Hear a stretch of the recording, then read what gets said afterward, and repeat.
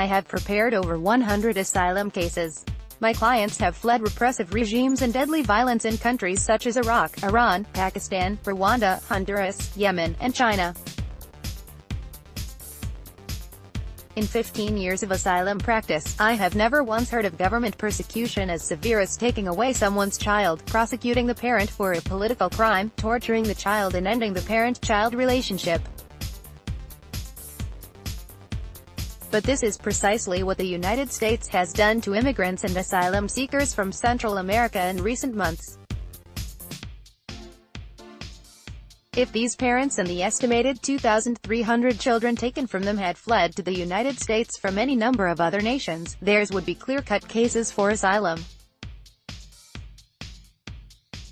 Instead, we are the ones who inflicted state violence on them. They should all be granted asylum status here in the U.S. To qualify for asylum, a person must show that a government is persecuting them on account of their race, religion, nationality, political opinion or membership in a targeted group. Persecution is a term of art, generally meaning the infliction of physical harm. The more extreme examples I have seen in my practice include pretextual arrests, extrajudicial detention, beatings and rape. Some of my clients have been shot, one of them in the head. Several have been paralyzed or otherwise crippled. Others have been subjected to government-inflicted and voluntary sterilizations and forced abortions. I have never had a client endure the pain of having the government permanently and forcibly take away their child. Some of my clients have been shot, one of them in the head. I have never had a client endure the pain of having the government permanently and forcibly take away their child. Let me underscore the brutality of that action.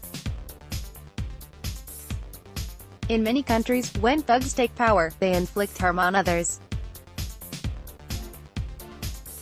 Every person then has a choice to make: join the thugs or refuse to harm others.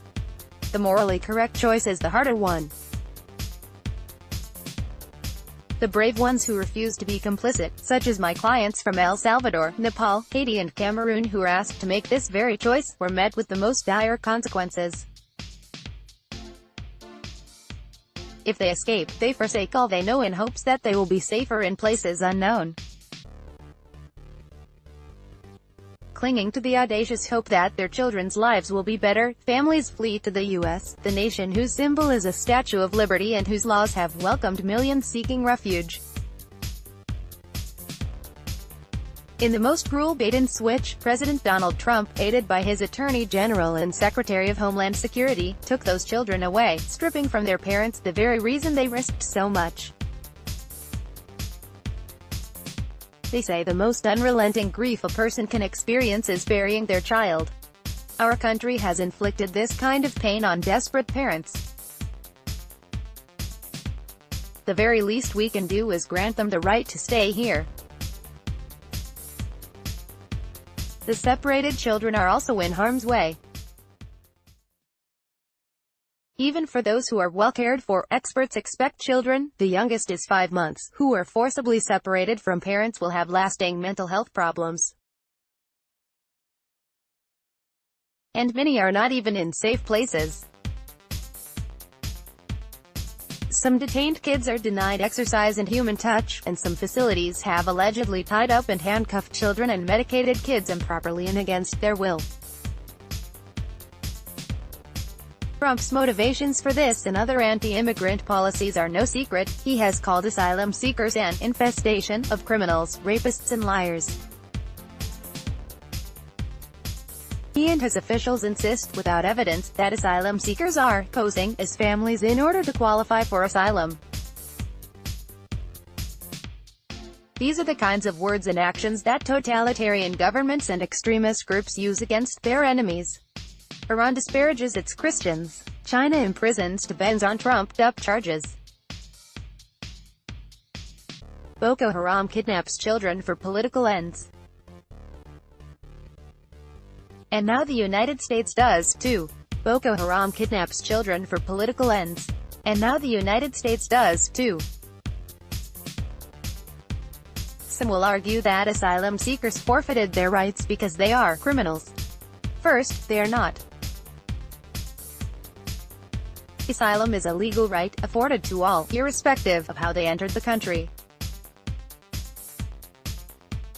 Second, however poorly our government treats convicted felons, it does not imprison and traumatize their children in unknown locations. Prisons take care of and return the clothing a prisoner was wearing when they first arrived. The imprisoned immigrant parents are given no means to have their child returned when released or deported. The separated families are political prisoners, tried in group trials, a scene more akin to kangaroo courts than our constitutional right to a jury. They are being tried for breaking a law that is newly targeting only one group. The criminal convictions are a sham of coerced pleas, a practice former attorneys general have denounced as a radical departure from any prior practice. The remedy for the Trump administration's illegal and immoral actions is not simply to stop family separations, and it certainly isn't to lock entire families up indefinitely. The right thing to do is for Congress to grant asylum to every single person who has been wrongfully prosecuted and every member of a family that the U.S. government deliberately destroyed.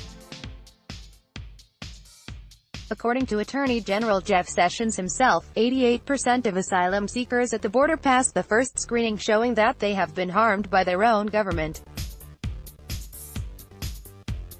Now we know that 100% have been harmed by ours. They all then should be released and reunited. The wrongfully deported returned, and all of them given legal status with the option to stay. Why would they stay? Because they have nowhere else to go, exiled from their home by persecution. And why must we let them? Because repairing our wrongs is the best and true showing of a strong democracy, the more perfect union that once made us the world's beacon of hope. Giving the separated families amnesty is the first step to our own redemption. Carrie Hong is an assistant professor at Boston College. She has represented asylum seekers for 15 years. Also on HuffPost opinion, mass deportations only fuel a cycle of violence and migration opinion, separating families and calling it Christian is an American tradition opinion, the trauma of family separation will haunt children for decades. Download